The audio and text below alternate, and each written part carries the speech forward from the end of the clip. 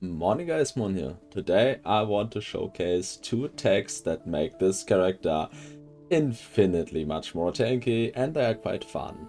I have not incorporated them into my build completely, but it's enough to just throw them on and show how they work, because they already, without many changes to my build, make me very tanky. For this test I have taken out most of my health regeneration so that it's a little bit more clear how strong this is, because usually I'm running with like 250 health reg, but you don't really need this anymore. Well, the first tech is leeching tons of life, the second tech is redirecting a lot of damage. How we do that we'll see in a moment, but first of all I want to show you how broken this is. So for that we're going to let him get through his first phase and get into the second, and then we are going to take quite a bit of this degen out here and not caring at all, because we are leeching like a couple thousand health per second, which is like completely broken. I'm not exactly sure how tanky I am to his one-shots here, but we shouldn't really have much of an issue due to our pool being so big, so we can just face tank him anyways. So you've seen this is quite ridiculous, and this is just to show how it's working. This is not even close to how strong this can be in a finalist setup, but practically what we are doing first is we are using the current health lost per second to gain 1 per second. This is a, well, mod that has been used a lot in earlier seasons or cycles to generate tons of ward. But that is not exactly what we're trying here. This is a tier 4 mod, and for this technique we're aiming for a tier 1 mod, so the least amount possible, which is 4%, which is a lot less degen. And we only care about the degen, because as long as you wear one piece that says you're losing health all the time, you cannot reach full life ever. I drop a link in the comments to the Reddit post I've read this from, and I wanted to test it and it works like a charm, so credit there. This is not entirely from me, but just showing how it's working. What we then do is having Leech due to the druid bush stalker, and I do believe the bear has some Leech as well in the skill tree somewhere, but no, we have life on hit against rares, but like bush stalker is all the leech we really need. 4% leech, more than enough to basically give us infinite leech. Because how leech works in last Epoch is that you hit an enemy and then, well, a percentage of that is leech as alive. Very clear there, but it has a cap per stack. So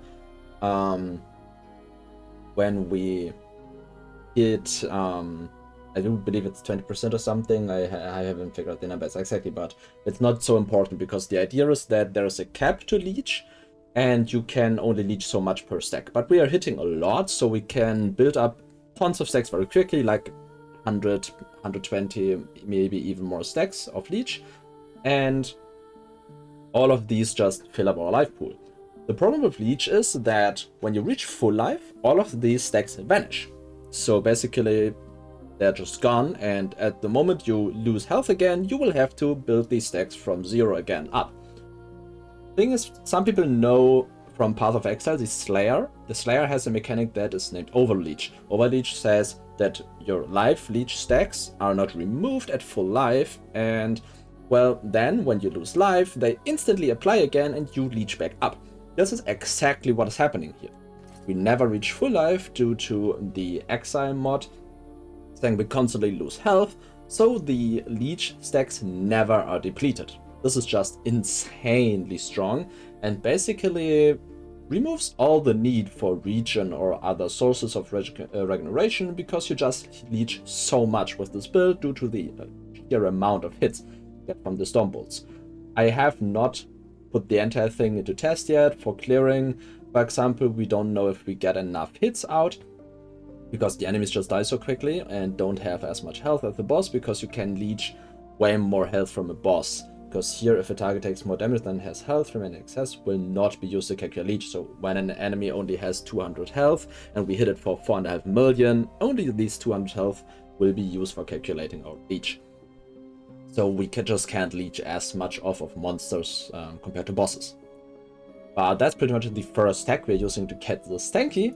And then the second tag is the Mantle of the Pale Ox.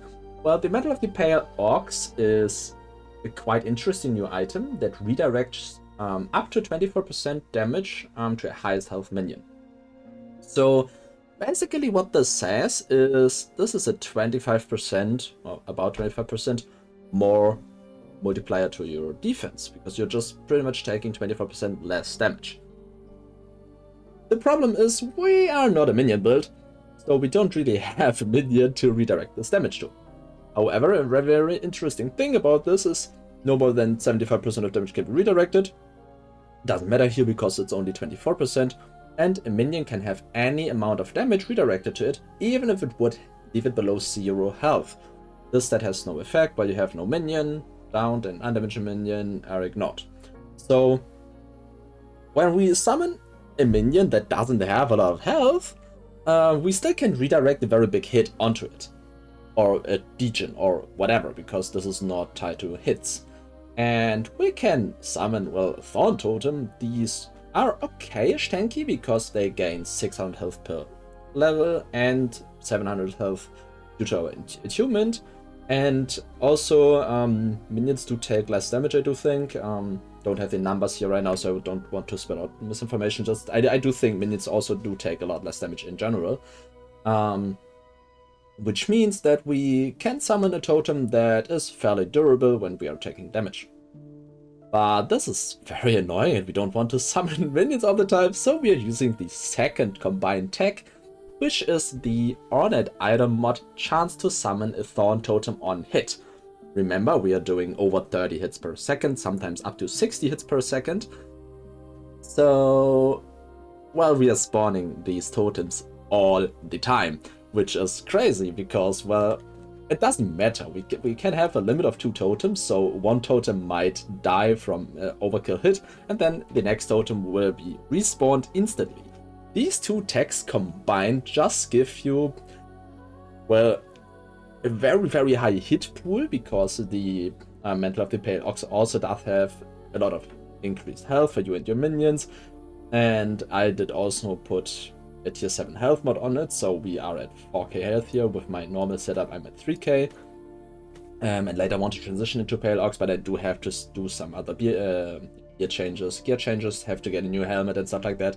So this is not on my current build yet, but is what we're going into. And what I was saying is the Mantle of the Pale Ox generally gives a lot of tankiness due to the high health it provides. Also gives strength, which increases our armor, but I don't really scale a lot of armor, but just a general idea.